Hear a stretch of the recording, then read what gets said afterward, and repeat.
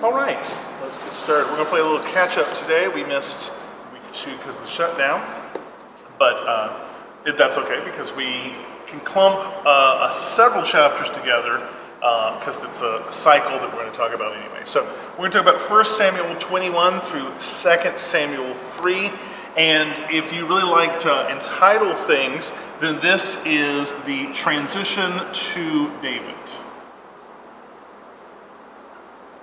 So, as we close out the book of 1 Samuel, we are seeing the end of Saul's kingdom. Now, we talked about before that Saul's kingdom was already sort of doomed, right? God had removed his favor from Saul. The people were no longer supporting Saul. Even Saul's own family members in the form of David and Michal were rejecting him and favoring David. So, everything was sort of set, the tidal wave was cresting, and now we're seeing it sort of rush upon the shore and complete its transition. So we're talking about the transition to David.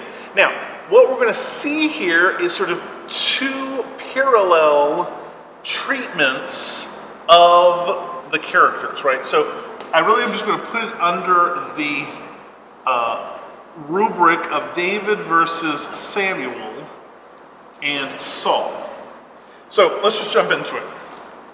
So again, the first thing we see in chapter 21, our first chapter, chapter 21 of 1 Samuel, is that David is fleeing from Saul. So Saul is seen as unstable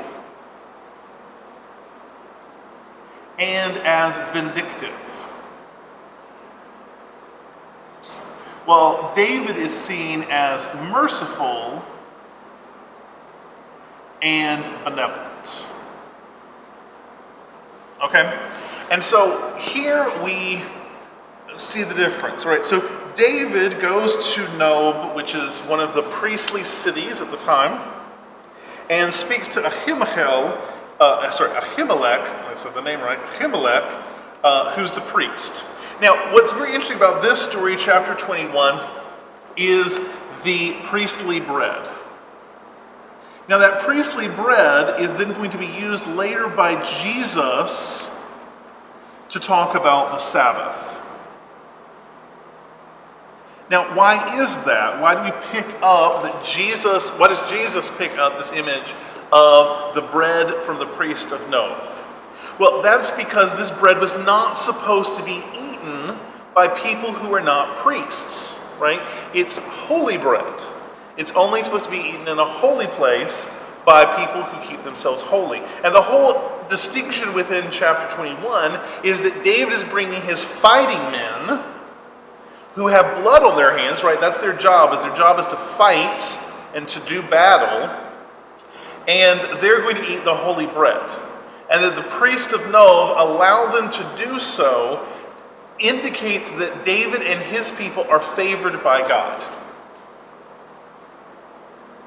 Right? They get to overrule God's rules because they are God's chosen people, right? So we have this ongoing theme within the Bible of God's chosen people. And within God's chosen people, Israel, there's the chosen remnant.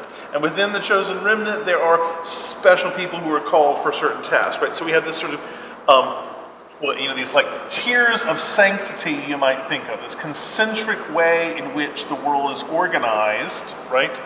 And that's reflected also by the priesthood, right? The high priest is in the middle, the priests are around him, they're a little bit less sacred, the Levites are around them, they're a little bit less sacred, Israel surrounds them, they're a little bit less sacred, the rest of the world is around them, a little bit less sacred, right? And so here we see the priests of Nob are sort of in the middle, they're the ones who are supposed to eat the bread, and we sort of brought in David and his people into the inner sanctity of being able to eat the bread. And in exchange, what we see is that the priest also give to David sort of the weapon that he had taken from Goliath, right? The sword of Goliath was at Nov, and was a commemoration of David's success there, and so we sort of have come full circle there as well. That sword of Goliath is returned to him so that he can be able to fight his battles, right?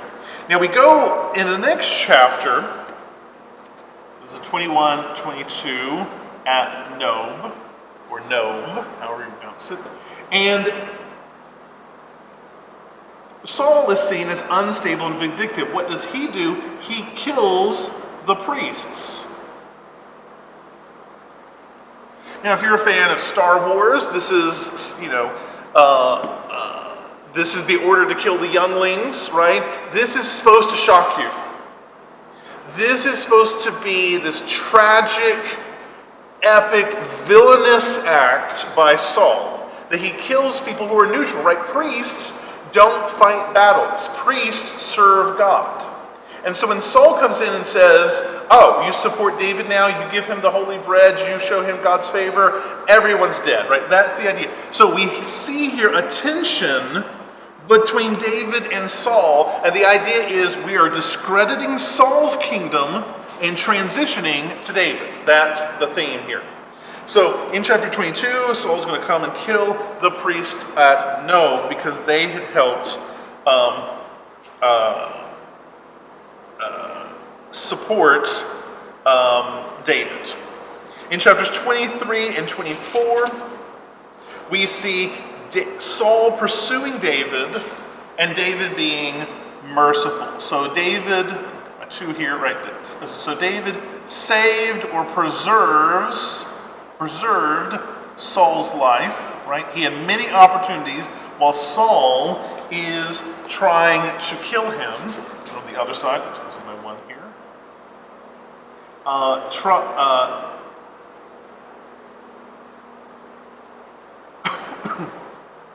We have Saul pursuing David unjustly.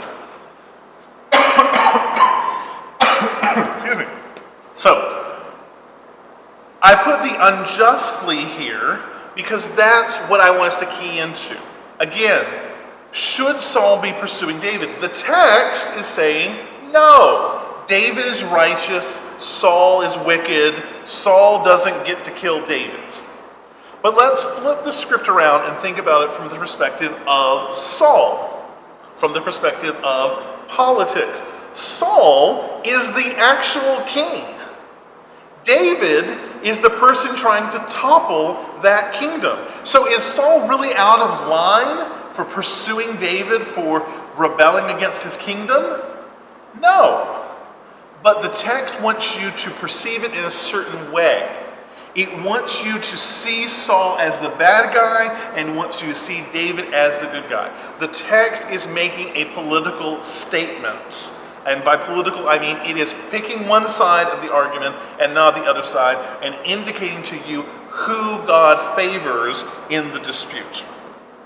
All right, so now we're going to pivot a little bit differently because we're going to see some similar themes here in the next few issues. We're going to see that David is continuing to be righteous and Saul is continuing to be wicked.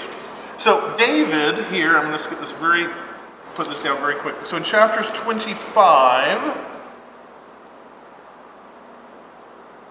we have Abigail and her husband Nabal. Right? And what's funny about this is Nabal, it tells you in the text, Nabal means foolish or stupid, right? And Abigail is the righteous one, right? And so in the story, I'm going to summarize that. Go to chapter 25, you can read the whole thing. It's an intricate sort of dialogue between the three characters that we don't have really time for. But the idea is that David is righteous, and he could easily slip here. Right, he could have just come and killed Nabal because Nabal's being real stupid and talking out the side of his neck and doing all sorts of crazy things. And Abigail protects David. From whom? From David. Right? Abigail protects righteous David from unrighteous David, we might want to think. So again, I don't have time to go into that and work it through, but that's a very funny story. It's supposed to be funny, kind of ha-ha. It's a little bit over the top, I think. And again, Abigail helps to protect David. Now, the corresponding story to this one is over in chapter 28 for Saul. In chapter 28, Saul meets the witch at Endor. Now again, if you're a Star Wars friend, this is not Endor, the forest moon where the Ewoks live. This is Endor, which is a city in Israel. Okay, so the witch at Endor tries to protect Saul from himself because she gives him 2 or 3 opportunities for him not to fall into sin. But Saul, wicked Saul, the idea is for us to remember, wicked Saul doesn't preserve his righteousness, right? Both of these are a test, and the woman in the story is the one that's sort of representing the opportunity to choose the path of goodness or the path of wickedness, right? And David chooses the path of goodness, and Saul in his story chooses the path of wickedness. And that's sort of the end of that, right? We've sealed our fate. David is proven to be righteous. Saul is proven to be wicked. If I can switch my metaphors now, we have to kind of leave Star Wars and move over into Lord of the Rings, right? Like, this is a little bit like the ring test, right? So throughout the Lord of the Rings, you have the ring. Every character sort of has the ring test. Will they try to take the ring and claim the power for themselves, or will they reject the ring and prove that they are righteous? And my favorite one is Galadriel, right? She's offered the ring, and she knows what its power is. She knows that she could have all this power, but she resists the temptation, right, and proves her righteousness in the story. And other characters don't do that. They try to kill the ring bearers. They try to, prevent the ring from being destroyed, right? And so we have this tension of choosing the path of righteousness and choosing the path of wickedness, okay? And again, we can kind of just draw a line there and seal the fate of this. Now, in our last little piece here, we're going to see the death of Saul. So Saul dies, and with him, so does Jonathan, his son. And the moral or the sort of implication of the story, this is in chapter 31. The implication of this story is that Saul and his wickedness is so pervasive in the kingdom that he has even killed off all of his legacy, right? It's a double-leveled metaphor there, right? He kills off the legacy, and then not only he himself dies, but his heir, Jonathan, also dies. And we learn a little bit later in the story that Jonathan has a son, Mephibosheth, but the son is not old enough to rule yet. So the idea is the whole dynasty, the whole Saulide kingdom comes to an end because all of this vindictive, unstable sinfulness catches up with him. Now on the flip side, we have David mourning Saul, right? So sort of the one thing that proves that he's righteous is that David mourns Saul. Right? This is the guy who's been trying to kill him for like 7 chapters of the book.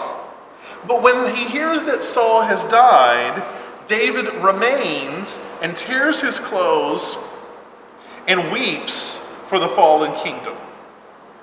He weeps not only for Jonathan, his friend, he also weeps for Saul, his enemy. Let me say that again, in case you didn't catch it. He not only mourns for Jonathan, his friend, he mourns for Saul, his enemy. That's what's showing that he is righteous and benevolent. Now, after this, we have a few chapters, chapter 2 and chapter 3 And I'm going to stick them in here because we have to pivot, but I'm going to skip a few points and we'll talk about that the next time we're in 2 Samuel. Right? And so the idea is there's a transition of the kingdom, and that transition is very political. We leave the realm of spiritual, and we get back to the nuts and bolts of a transition of the administration, right? And so what we're going to see here is that David sort of gets rid of the people who oppose him, and sort of puts in place people who are his allies, right? And here in chapters 2 and 3, we're going to deal with the issues of Abner. So Abner's name is really funny because Abner means my father is Ner, and so then when Abner's introduced in 2 Samuel chapter 2, verse 12, it's Abner, the son of Abner. And it's a funny pun because it's my father's name is Abner, the son of Ner. Right? It's just funny to me. Anyway, and so Abner was a servant of Saul's kingdom, but he transfers his allegiance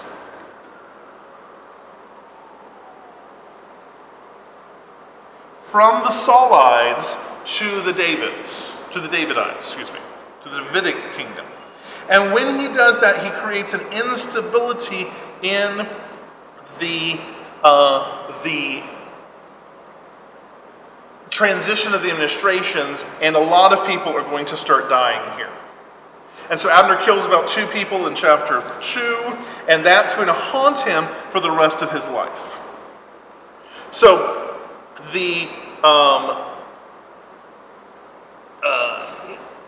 because he's going to show himself a little bit too politically Machiavellian, right? Like he knows who the new kingdom is going to be. It's going to be under David. So he's going to prove his allegiance by trying to killing off all these other people who work for Saul, and that's going to come back to haunt him a little bit later. This whole transition itself, again, I'm going to skip a little bit now because we'll talk about when we get to the transition to Solomon, is also going to haunt David. David and all of these people that he sort of formed alliances with or killed off, they're going to come back and haunt him, and he's going to have to deal with the aftermath of that as well.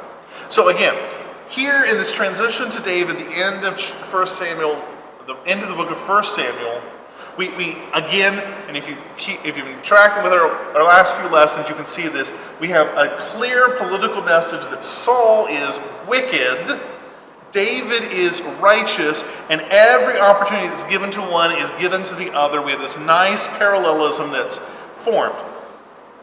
But the bigger message at the end is what David does about this. The sort of ultimate proof of his righteousness, in my opinion, is that he mourns Saul as well as Jonathan. And so with that, we're going to pause, and we'll come back to 2 Samuel in our next lessons, and we'll see how David takes control of the kingdom and how that goes through. I'll see you next time.